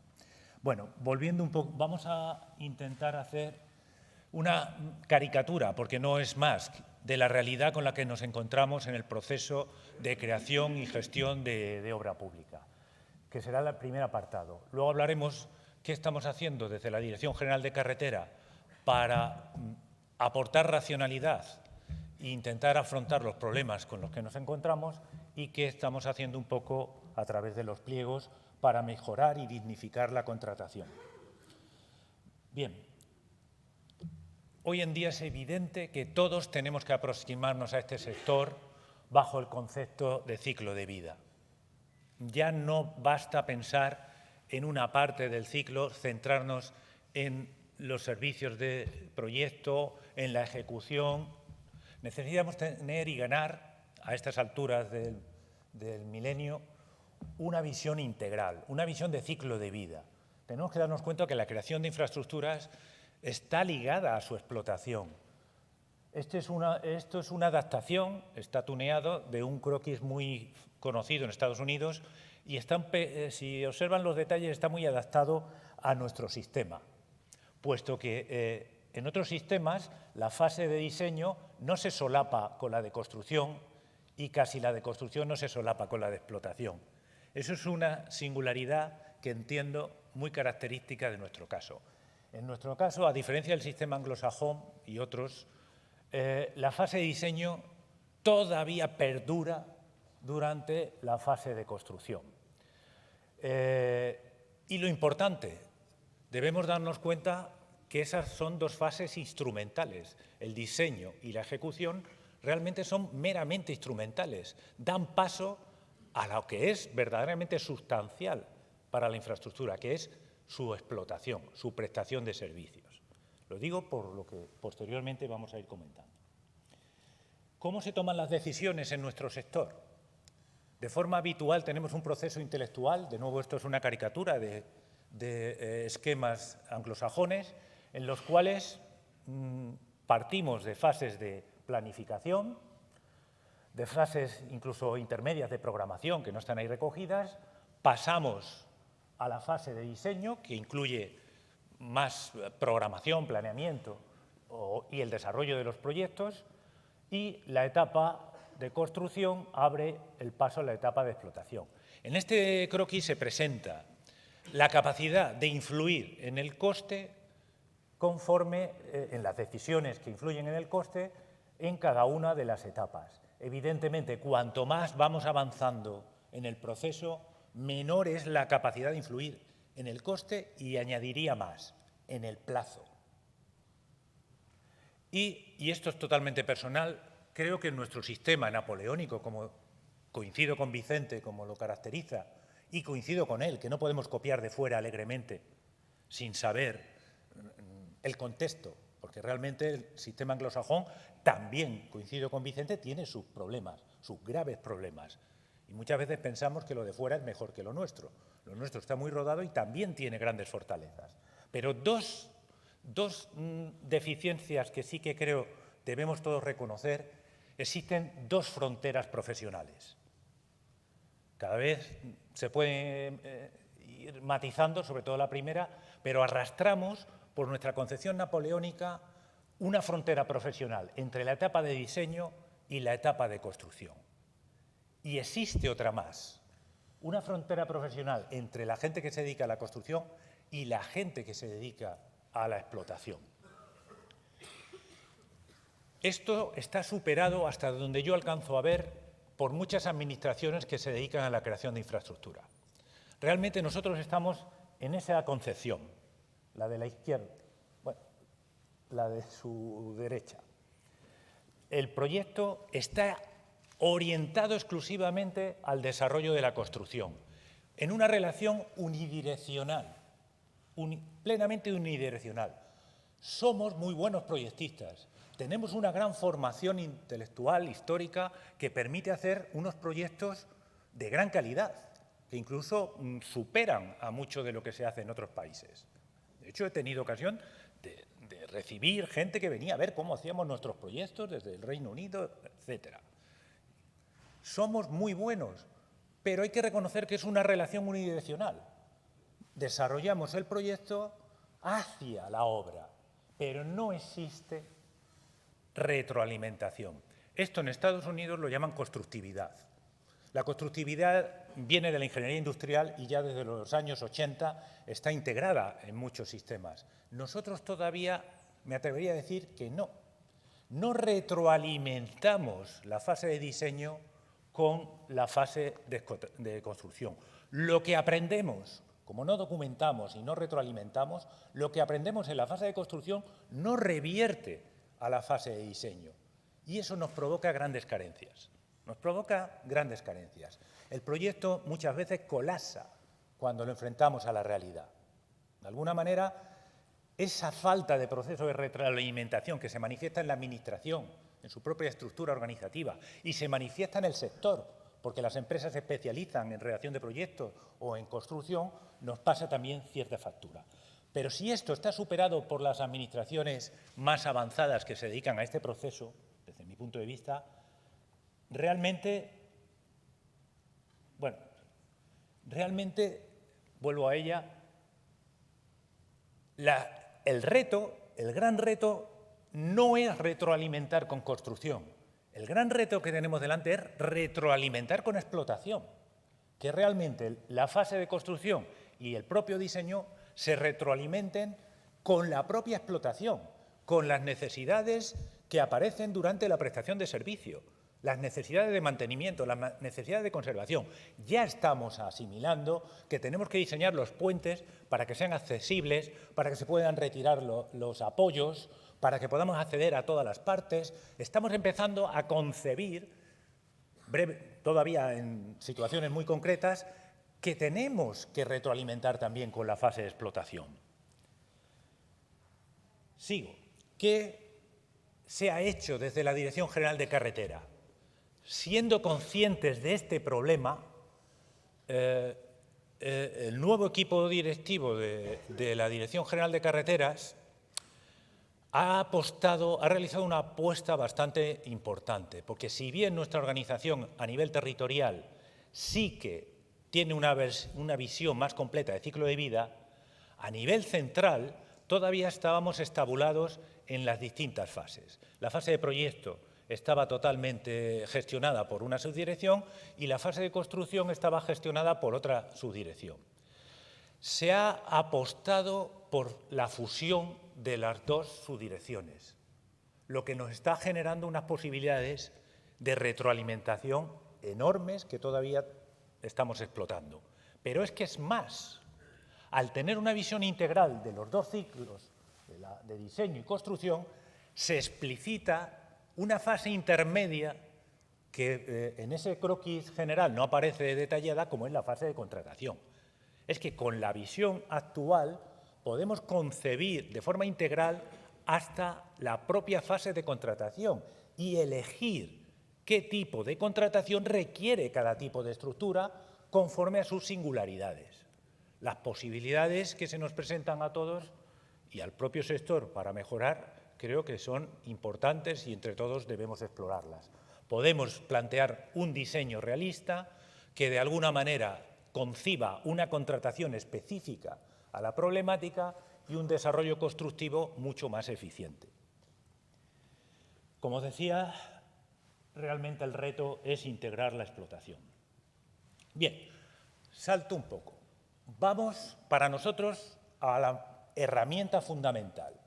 Y quiero poner encima de la mesa las carencias con las que trabajamos. Porque desde otros sectores, cuando se nos habla y se nos ve como ingenieros y trabajamos proyectos, se piensa que el proyecto es algo infalible, sobre todo desde el lado económico. Se piensa que el proyecto ya es, ley, que somos unos grandes intelectuales y hemos desarrollado un proyecto que no se le va a escapar nada. En este mundo tan complejo vamos a ver las carencias con las que nos enfrentamos. Esto es un breve croquis de qué se le pide realmente a un proyecto desde un punto de vista integral, económico, jurídico y hasta técnico. Para nosotros el proyecto es una herramienta, es la herramienta con la que desarrollamos esa infraestructura, del tipo que sea. Por lo pronto es un imperativo legal. Segundo, garantiza la viabilidad técnica y económica. Y es un tema que estamos peleando y defendiendo, porque todos tenemos muy claro la viabilidad técnica. Pero muchas veces nos falta la visión de la viabilidad económica. Mucho también, me ha gustado mucho la ponencia de la presentación de Vicente, porque ha tocado algunos aspectos que son muy importantes.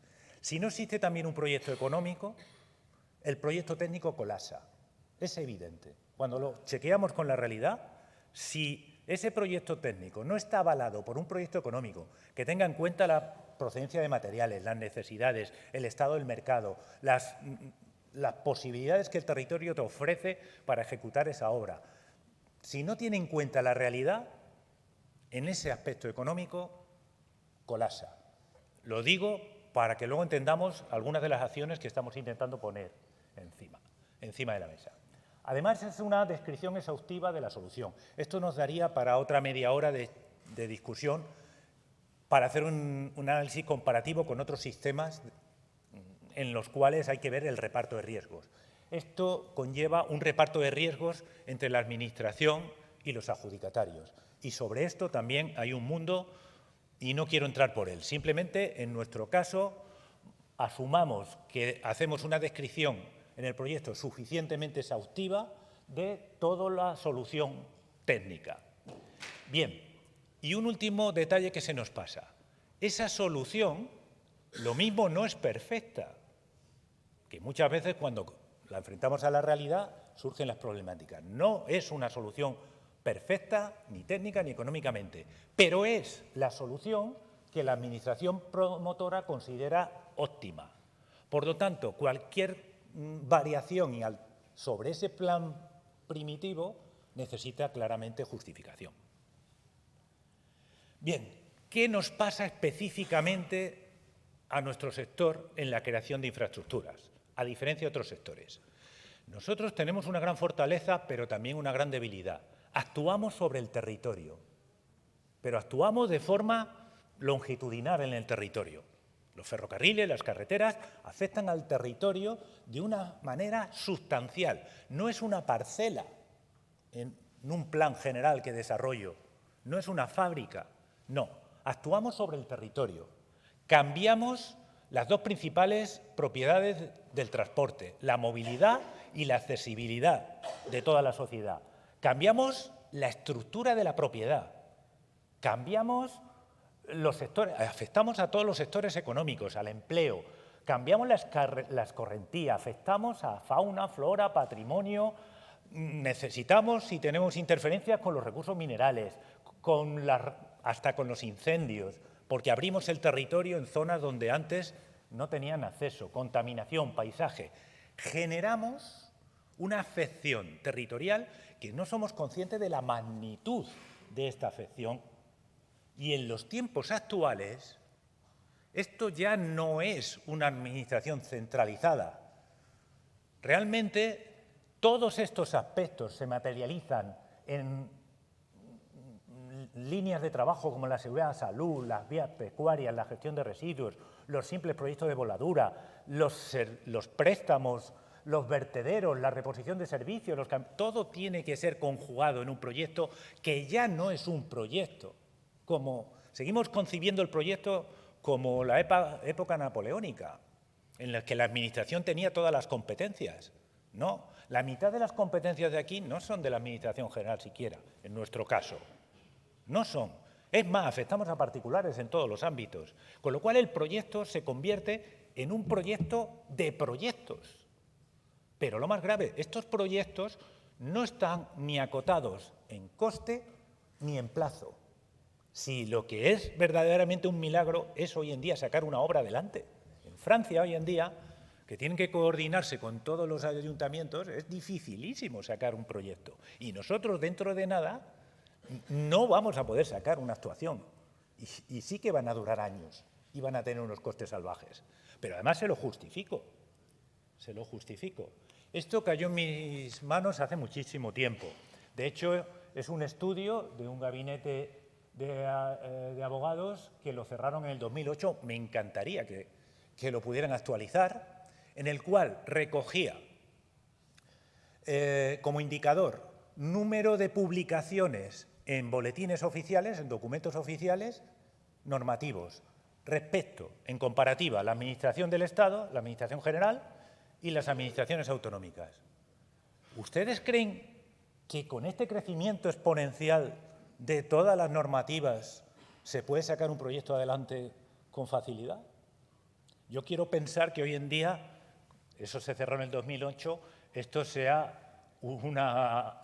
esté estabilizando, porque si no, si esto sigue en crecimiento exponencial, yo creo que acabaremos cerrando todo, porque coordinar una actuación con todo lo que es necesario coordinar hoy en día, pues es que hay que echarle cierto valor.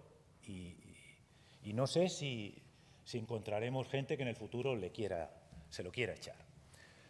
¿Qué estamos haciendo desde la Dirección General de Carreteras? pues son pequeñas acciones, pero que entiendo poco a poco nos pueden ayudar. Hemos introducido los estudios de riesgo. La gestión de riesgo es una herramienta en toda administración moderna y, por supuesto, en las empresas. Y ustedes lo sabrán mejor incluso que yo. ¿Cómo no vamos a gestionar riesgos? Si es que hoy en día el proyecto ha quedado en segundo término en la contratación. Eso sí, de la parte anglosajona creo que es importante tenerlo presente. Realmente el proyecto se da por supuesto. Se da por supuesto que va a haber un proyecto que cumpla todas las normativas técnicas. Eso hoy en día se da manifiestamente por supuesto. Ahora, ¿cómo se reparten todos los riesgos que hemos visto entre la Administración y los adjudicatarios de los contratos, del tipo que sea? Ese es el verdadero reto. ¿Cómo se reparten esos riesgos que existen? Que si no los ponemos encima de la mesa y los ignoramos, seguimos arrastrándonos con este sistema. Tenemos que poner encima de la mesa los riesgos y hacer un reparto de ellos. Ahí es donde cobra importancia el estudio de riesgo, que identifique lo que es importante de lo que es secundario y de lo que es irrelevante en el desarrollo de una actuación.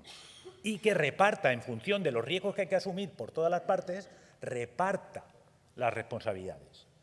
Necesitamos elaborar los proyectos de forma colaborativa. Así se hace en media Europa.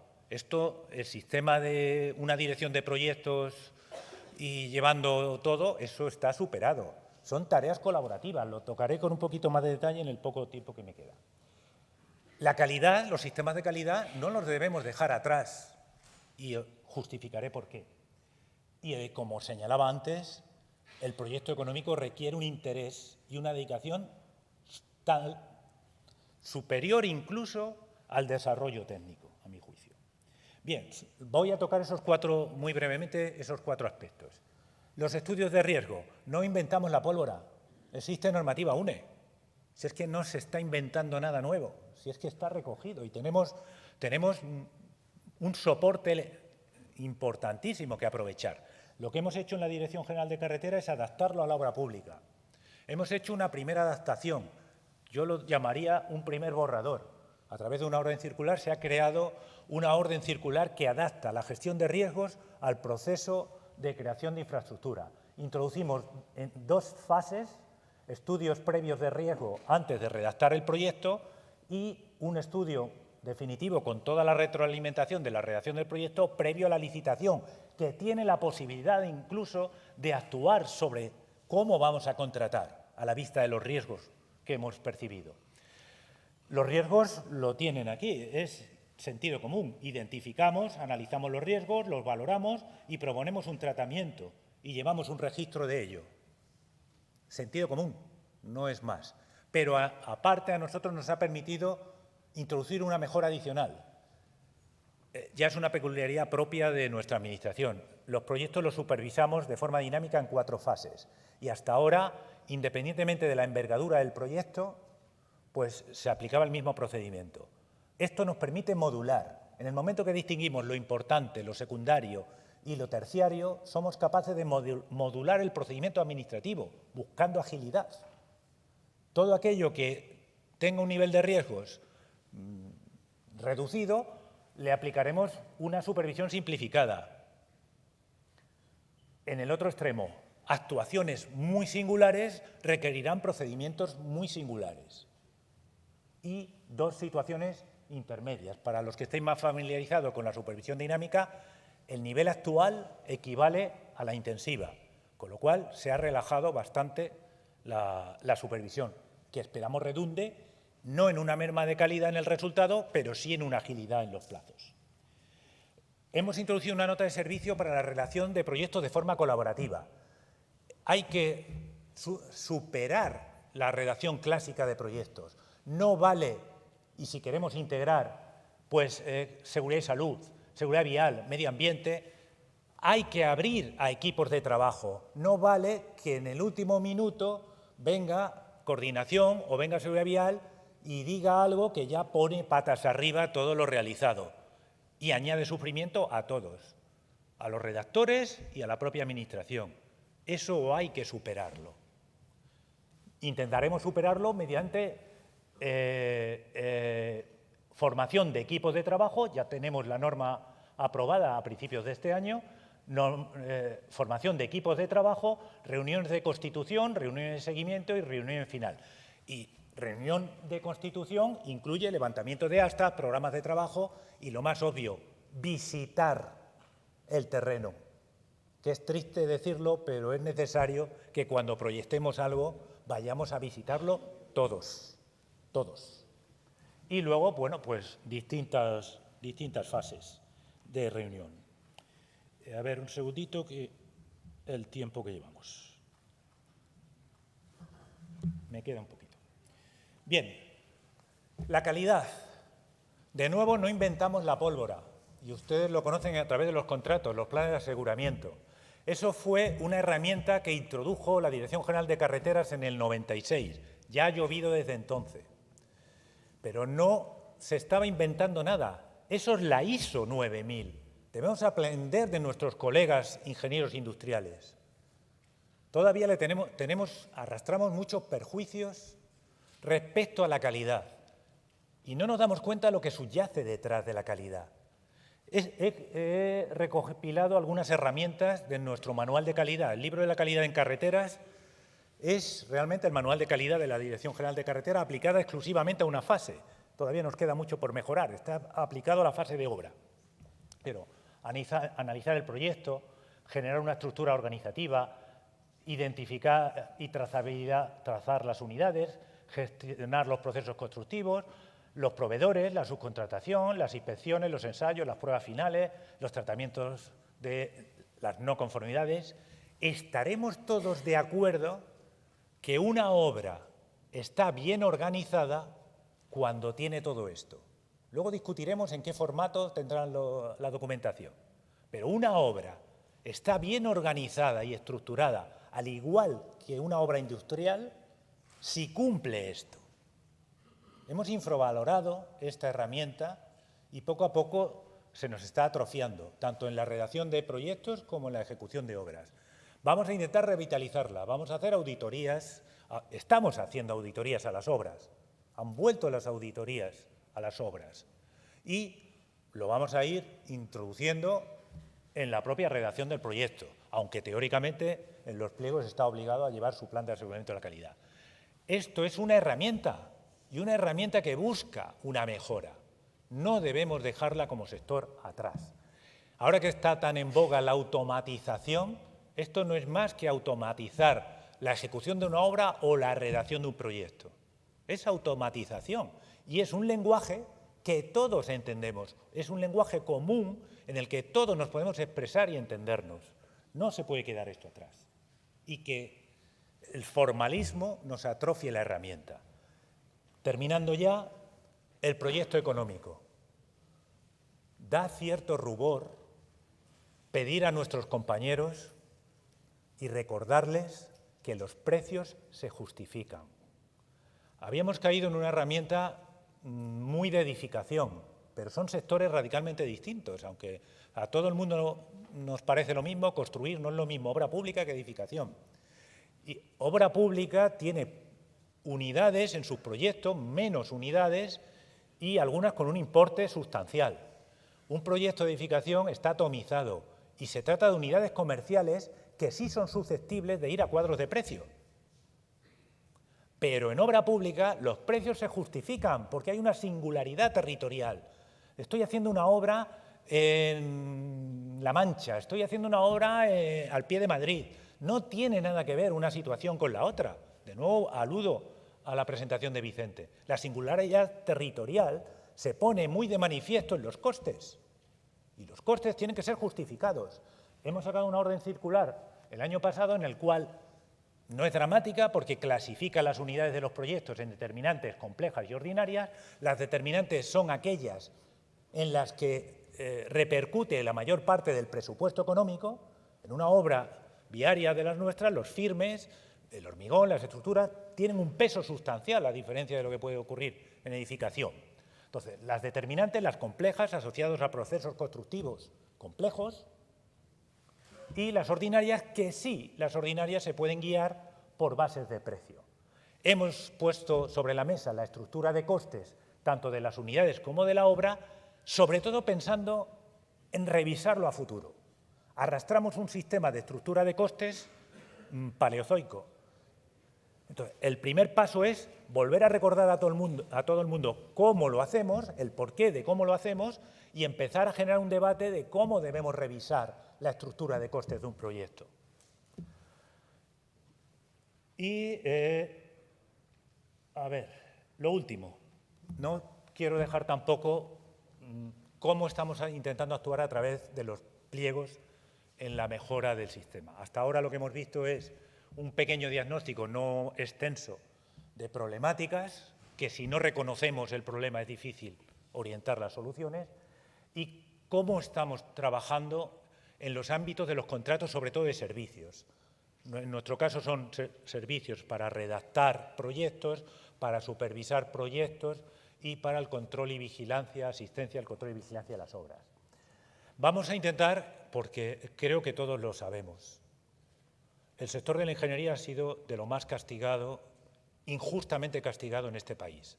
Cuando han venido mal dadas por crisis económicas, a todos los sectores se les ha ayudado, desde el transporte a la pesca, a la minería, y el sector de la ingeniería, siendo un sector puntero, se le ha dejado caer a plomo. Se le ha dejado caer a plomo. Y a diferencia del sistema anglosajón, nosotros no llevamos a costes todo lo que realmente supone nuestro trabajo. A mi juicio, la única diferencia entre el sistema anglosajón y nosotros es el factor humano.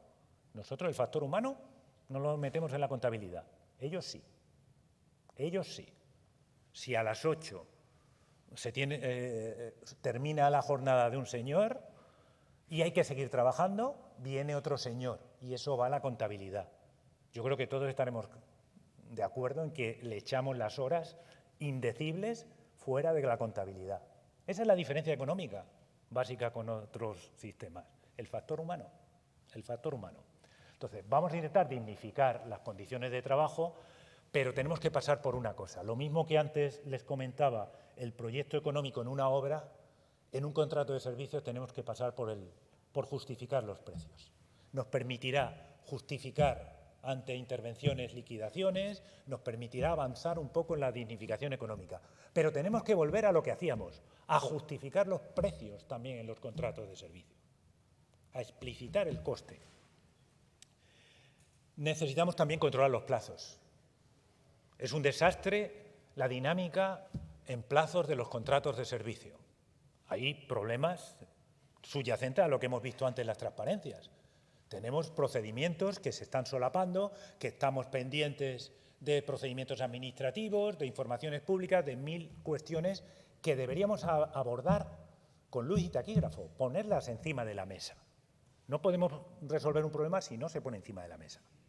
Entonces, hay que buscarle solución y en ello estamos.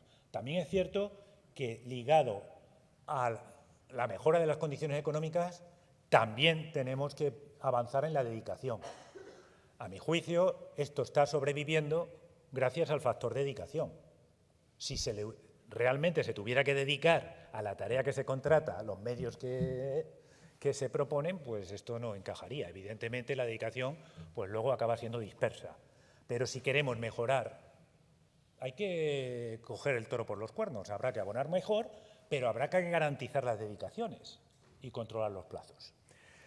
Hablábamos de umbral de saturación. Yo creo que eso ya está más que superado. Ya no estamos en el debate del umbral de saturación. Estamos en el umbral de temeridad.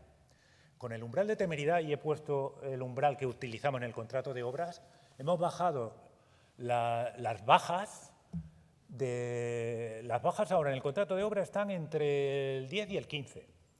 Lo estamos aplicando ya al contrato de servicios y de bajas de un 30 y poco estamos ya en el 20 y algo. Y tengo que hacer una crítica. En el momento que el sector se lea el pliego y vea el umbral de temeridad, pues seguramente dejemos las bajas del contrato de servicios en torno al 15, entre el 15 y el 20, apostaría. Eso ayudará a que no nos disparemos a los pies.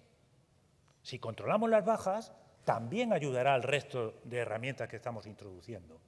Ya simplemente ese 30 y tantos, si las condiciones del contrato de servicio son malas, son pésimas, si encima trabajamos con bajas de un 33, ¿dónde vamos? El umbral está ayudando a reducir las bajas y eso revierte en beneficio de todos. Estamos abordando y estudiando cómo tratar las mejoras y solo avanzo un poco en primicia que va ligado al plan de calidad. Aviso para navegantes. Las posibles mejoras tenemos claro que no tienen que ser un coste económico. Lo que sí que vamos a reducir es mejoras que supongan coste económico, porque es una forma torticera de en el fondo, estar con la parte económica influyendo. Entonces, vamos a llevar las mejoras exclusivamente a aspectos que no supongan un coste significativo. Y el plan de calidad se presta mucho a ellos. Y lo dejo ahí. Seguimos. Las modificaciones previstas, esa ley que criticamos, esa ley también de vez en cuando nos mete cierto oxígeno. Y ha previsto ya de serie modificaciones previstas. Es cierto que necesitan desarrollo, necesita un procedimiento de desarrollo y es una queja que tenemos permanente. Está muy bien la herramienta, modificaciones previstas ya por el órgano de contratación, pero eso tendría que tener una ventaja, porque ahora toda modificación prevista acaba con el mismo tratamiento administrativo que una no prevista. Entonces, la gracia, ¿dónde está? Entonces, estamos negociando a ver si conseguimos un procedimiento más ventajoso. Pero las modificaciones previstas sí que nos están ayudando o nos van a ayudar a ir mejorando las condiciones. Quiero señalar, y no me quiero alargar mucho más, la peculiaridad del contrato de servicio de control y vigilancia. Ahí la ley mantiene una deficiencia salvaje. Lo hemos peleado, Ignacio lo conoce, a través del Colegio de Caminos, en el Observatorio de Obra Pública. Hemos intentado pelear la peculiaridad que tiene el contrato de control y vigilancia. Se tratan de dos contratos asociados. Realmente es un concepto que todavía no está en la ley, pero tengo el contrato de obra y asociado a él, tanto técnica como económicamente como en plazo, está el contrato de servicio. Son dos contratos que cabalgan unidos. Necesitan que su peculiaridad sea contemplada expresamente en la ley, porque si a cada uno le aplicas la ley de forma individual, el contrato de servicio colapsa. Colapsa. En el momento que tengamos una obra compleja, que se acabe alargando su proceso de diseño con sus modificados, con todo lo que sabemos todos, el que paga los platos rotos es el contrato de servicio asociado. Y eso necesita que la ley lo contemple como singularidad expresa. Hemos intentado, y termino ya, ¿qué podíamos hacer respecto a la revisión de precios? Y ahí les confieso que hemos sido incapaces. O se modifica la ley, o no podemos hacer nada. Con los pliegos hemos intentado darle todo tipo de vueltas para poder contemplar, pero lo que se ha desarrollado antes, los servicios intelectuales, no hay forma de salvarlo. O estoy muy de acuerdo con lo tratado. O abordamos que también los servicios intelectuales tengan un apartado singular expreso en la ley, o este tipo de posibilidades no las podemos desarrollar. Nos han metido en el paquete de todos los servicios intelectuales, entonces la revisión de precios, no se quiere abordar la revisión de precios de todos los servicios, que afecta a los ayuntamientos, a todo el mundo, y mientras no nos singularicemos aparte, se nos aplica esa regla. Con lo cual, o nos singularizamos en prestación de servicios intelectuales, o por ahí no podemos mejorar. Y bueno, ya un tema particular es que los pliegos que tenemos están mezclando, a mi juicio, lo que es un pliego con una normativa técnica. Vamos a intentar separar la normativa técnica de lo que es un pliego, que además permita que cada una se pueda abordar por separado. Y bueno, en fin, las conclusiones, pues que hemos vivido mucho, hemos cambiado a este país. Si alguien lo ha cambiado han sido las infraestructuras. Hemos aprendido mucho en esa aventura. De hecho, nuestras empresas están por medio mundo. Estamos en una revolución. Hay muchos cambios y muy rápidos. Tenemos que ser conscientes de ellos. Los problemas los conocemos. Y hay que ir avanzando hacia su solución, como ingenieros. Los ingenieros funcionamos por aproximaciones sucesivas y por acotación.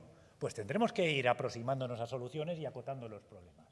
Y creo que todavía, aunque estamos muy mermados después de la crisis económica, de todas las jubilaciones que tenemos en todos lados, creo que todavía tenemos capacidad para poner en valor nuestros grandes potenciales que nos han servido hasta ahora. Muchas gracias a todos y perdonen.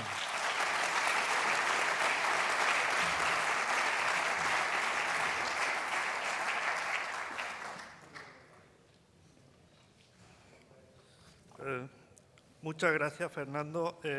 Ha valido la pena la espera, la verdad es que ha sido una ponencia excelente. Y como vamos mal de tiempo, hay dos noticias, una buena y una mala. La buena es que vamos a tomar el café ya, adelantamos a la mesa redonda. La mala es que no es un almorzaret, es un café de 15 minutos.